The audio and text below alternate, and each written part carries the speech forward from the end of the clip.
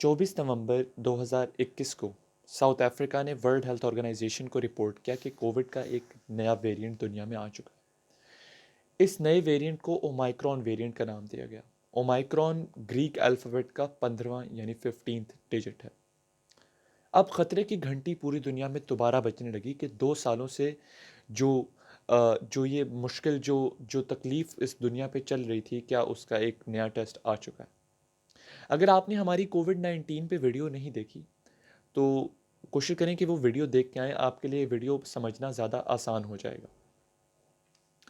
लेकिन आखिर ये वेरिएंट क्या है और वेरिएशंस कोविड-19 या इस वायरस में बार-बार वेरिएशंस आती क्यों हैं? ये समझने के लिए आपको म्यूटेशंस का कॉन्सेप्ट समझना ज़रूरी है। म्यूटेशंस क्या हैं?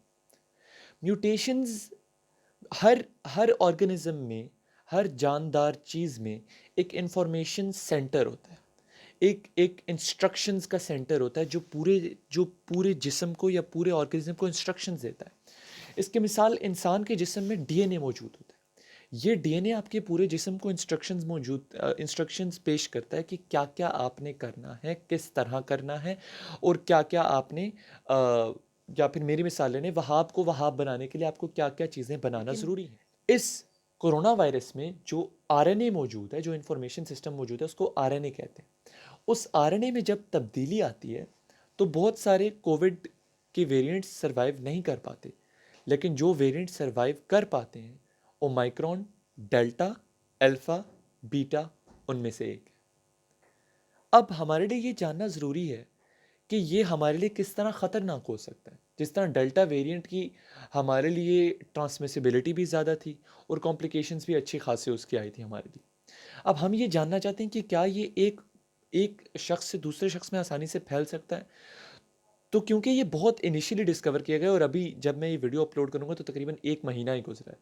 लेकिन साउथ अफ्रीका में जो इनिशियली रिपोर्ट्स अपलोड की गई थी तकरीबन 4 दिसंबर को, उससे उसमें ये कहा गया था कि इन पेशेंट यंगर पेशेंट्स यानी वो लोग जो हॉस्पिटल में एडमिट हो रहे हैं और उसमें भी कम उम्र के लोगों में ये ज़्यादा उनको अफेक्ट कर रहा है और उनमें जो ऑक्सीजन थेरेपी की जा रही है, उनमें जो वेंटिलेटर पे उनको रखा जा रहा है, ऑक्सीजन थेरेपी दी जा रही है, उसका भी इफ़ेक्ट उसका भी इलाज में उनको हेल्प कम हो रही है। लेकिन पॉजिटिव रिपोर्ट या मस्बत रिपोर्ट आई है तकरीबन 20 नवंबर को इंपीरियल कॉलेज लंदन की कोविड-19 रिस्पांस टीम ने ये बताया है कि तशवीश या फिर इसकी जितनी भी इंटेंसिटी है डिज़ीज़ की, वो कुछ ज़्यादा मुख्तलिफ नहीं है डेल्टा वेरिएंट से। अगर मैं आपको इसकी म्यूटेशंस के बारे में थोड़ी सी डिटेल दूं तो ये मैं आपको ये बताना चाहूँगा कि कोविड की सरफेस पे या इस वायरस की सरफेस पे कुछ कुछ स्पाइक प्रोटीन्स मौजूद होते हैं और आमतौर पे म्यूटेशंस भी इन्हीं स्पाइक प्रोटीन्स में मौजूद होती है। आपका डेल्टा वेरिएंट जब आया था इस दुनिया में तो डेल्टा वेरिएंट में तकरीबन 18 म्यूटेशंस सिर्फ स्पाइक प्रोटीन में थी, जबकि अ, जबकि इस ओमाइक्रॉन वेरिएंट में इन म्यूटेशंस की तादाद तकरीबन 50 से ज़ायद है।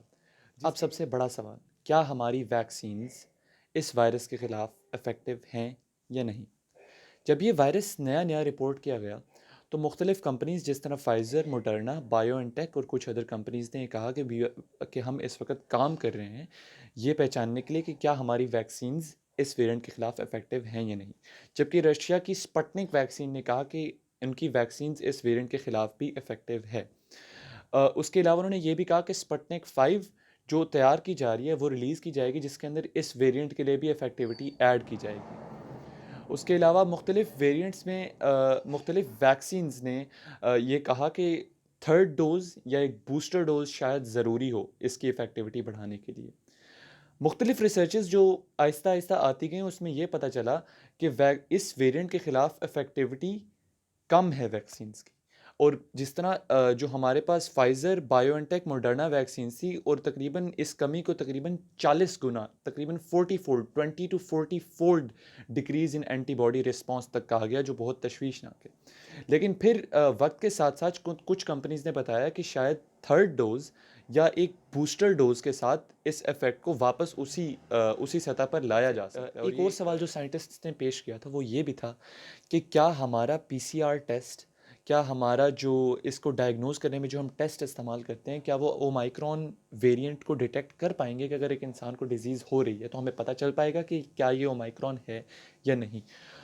तो इसका ज़्यादातर जो जवाब दिया जाता है वो यस, यानी ये डिटेक्ट किया जा सकता है उन टेस्ट्स के साथ जो मल्टीपल जीन्स डिटेक्ट करते हैं, क्योंकि इसमें म्यूटेशंस हैं, अच्छे खासे म्यूटेशंस इस वेरिएंट में हैं।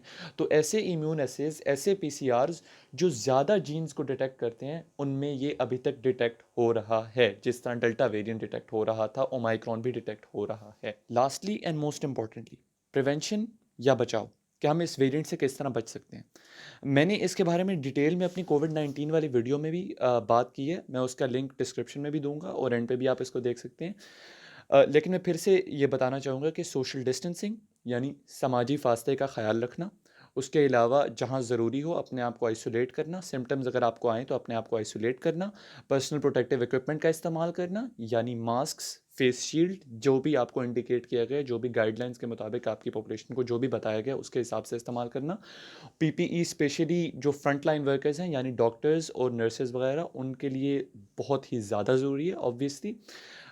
उसके अलावा ज़्यादा रश वाली जगहों से बचना और वैक्सीनेट करवाना अपने आप को, जिस तरह भी आपका थर्ड डोज या बूस्टर डोज आती है तो अपने आप को वैक्सीनेट करवाना। हेलो, मेरा नाम वहाब फजल है, मैं थर्ड ईयर मेडिकल स्टूडेंट हूँ। अगर आपको मेरी वीडियो पसंद आई तो प्लीज़ लाइक करें और मेरे चैनल को सब्सक्राइब करें। अगर आप इसके अलावा कुछ और जानना चाहते हैं तो प्लीज़ कमेंट सेक्शन में लिखिए, मैं ज़रूर वीडियो बनाऊँगा। बहुत शुक्रिया।